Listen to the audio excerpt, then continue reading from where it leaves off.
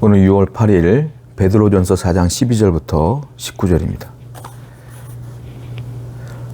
사랑하는 자들아, 너희를 연단하고 오는 불시험을 이상한 일을 당하는 것 같이 이상히 여기지 말고 오히려 너희가 그리스도의 고난에 참여하는 것으로 즐거워하라. 이는 그의 영광을 나타내실 때에 너희로 즐거워하고 기뻐하게 하려 하심이라. 여기 보면은 성도들에게 당하는 고난이 있어요. 그 고난을 연단으로 오는 불시험이라고 표현하고 있는데, 그 연단으로 오는 불시험을 당한다고 해서 이상하게 여기지 말라는 거예요. 성도에게 연단이 오거나 불시험이 오는 건 당연한 거니까 이상하게 여기지 말라라고 말하고 있고요. 그리고 13절을 보니까 오히려 그리스도의 고난에 내가 참여하고 있음을 알아서 오히려 기뻐해야 된다라고 표현하고 있어요. 여러분, 성도들에게 당하는 고난이 있습니다. 근데 특별히 오늘 이 본문에 나와 있는 고난은 초대교회에서 예수님을 믿다가 당하는 핍박을 얘기하는 거겠죠. 그 고난이 있을 때에 이상한 일로 여기지 말라. 오히려 그리스도의 고난에 참여한 바가 됐으니 기뻐하며 오히려 즐거워해야 된다라고 표현하고 있습니다. 이 고난을 통하여 고난받은 성도들을 하나님께서 건져주실 것이며 아울러 복을 주시기 때문이다라는 거예요. 고난이 아니라 고난이 복이다 라고 베드로는 얘기하고 있어요. 성도님들이 당하는 어려움들이 있습니다. 여러분들이 당하는 어려움들이 있어요. 고난이 오거나 어려움이 오면 일단은 내가 무슨 죄를 졌는가 생각해 봐야 되겠죠. 그런데 특별히 하나님 앞에 걸릴 것이 별로 없어요. 잘 모르겠어요. 성령이 나에게 깨달음을 주진 않아요. 그러면 그 고난 뒤에는, 그 연단 뒤에는, 그 불시험 뒤에는 하나님의 은혜가 있음을 분명히 기억하여서 잘 견딜 수 있는 힘을 얻으시고 오히려 기뻐할 수 있는, 이것은 분명히 끝날 것이라는 확신을 갖고 승리할 수 있는 여러분 되어야 될 줄로 믿습니다.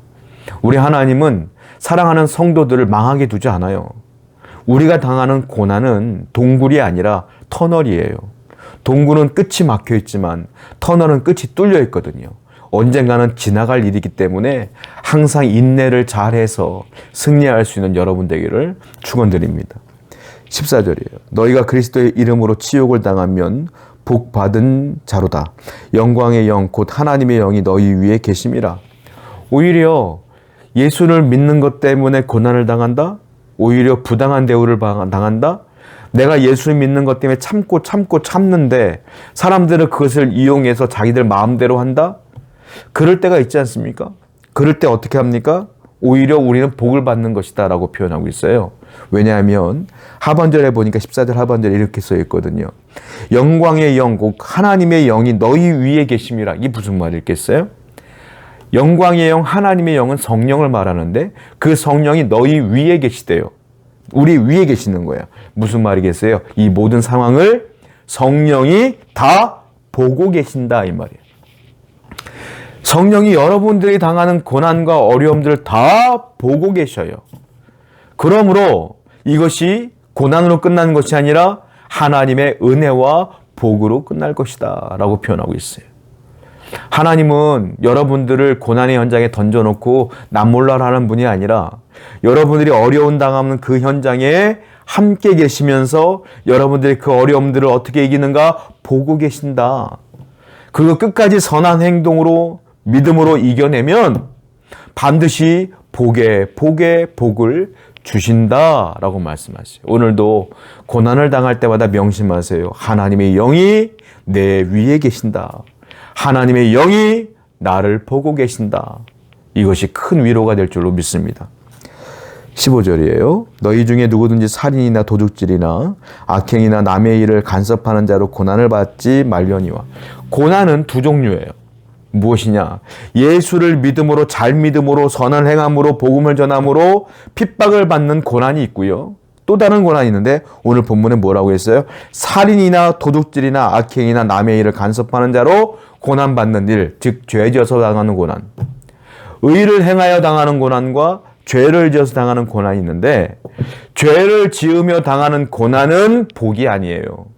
그건 하나님의 영광을 가리는 일이야. 그러니까 너희 성도는 반드시 죄를 지음으로 당하는 고난에서 떨어져야 된다. 죄 짓지 말라는 말이에요. 그것은 복과는 상관없어요. 하나님의 영광과는 상관이 없어요. 성도답게 믿음으로 살아가다가 당하는 고난은 복이지만 내가 죄를 지어서 당하는 어려움들은 하나님의 복과는 전혀 상관없으니 여러분들이 혹시 죄 때문에 당하는 고난이 있으면 멈추셔야 되며 결단으로 끊어버리셔야 된다라는 얘기를 하고 있어요. 17절입니다. 하나님의 집에서 심판을 시작할 때가 되었나니 만일 우리에게 먼저 하면 하나님의 복음을 순종하지 아니하는 자들의 그 마지막은 어떠하며 또 의인이 겨우 구원을 받으면 경건하지 아니한 자와 죄인은 어디에 서리요. 하나님의 집에서 심판이 시작된답니다. 하나님의 집에서. 하나님의 집에서는 누가 살죠? 하나님의 자녀들이 사는 거예요. 하나님의 집 성전에는 성도들이 모여있는 곳인데 심판이 만약에 하나님의 집에서 심판이 시작된다면 만일 우리에게 먼저 심판이 온다면 하나님의 복음을 순종하지 않았던 믿지 않는 사람들은 어떠하겠느냐 이거예요. 우리가 심판을 당한다면 믿지 않는 자들의 심판은 이건 생각도 하기 싫다. 엄청날 것이다 라는 것이죠. 또 의인이 겨우 구원을 얻었다면 경건하지 않는 하나님 믿지 않는 사람들은 어찌 되겠느냐라는 거예요. 그러니까 이 말은 무슨 말이냐면 너희들에게 당하는 심판은 영벌의 심판이 아니다라는 말이에요. 즉 성도들에게 당하는 고난은 영벌의 심판이 아니에요. 우리에게 당하는 고난은 영벌의 심판이 아니라 무슨 심판? 환난, 그냥 고난, 말 그대로 어려움, 연단의 불, 이 정도라는 거예요.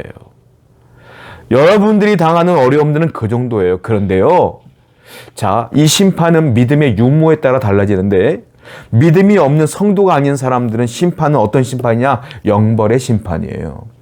그분들은 하늘아래 갈 수 없는 지옥불로 떨어지는 심판이라는 거예요.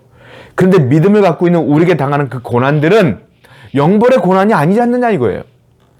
연단의 불이다. 그냥 불시험이야. 이거 잘 이기면 복이 되는 거야 라고 베드로는 얘기하고 있어요. 그렇습니다. 여러분이 당하는 고난은 천국과 지옥과는 상관없는 거예요. 오히려 잘 이기시면 복이 될 줄로 믿습니다. 그러므로 잘 승리하여 하나님께 영광 돌리는 여러분 되기를 축원드립니다. 기도하겠어요.